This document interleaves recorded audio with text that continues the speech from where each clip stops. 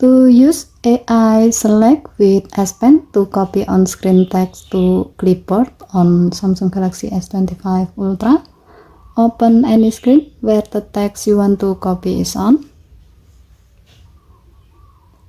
Remove the S Pen from your phone. To open up the recommend menu. Next, tap AI Select. Draw around or tap on the text you want to copy. As you can see, this tool will automatically highlight the detected text.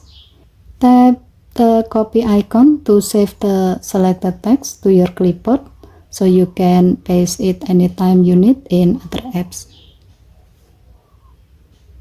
Given to the function, you can use this feature when you want to copy text from places where regular selection is not allowed, like in images, videos, or lock screen. Basically, every text on the screen.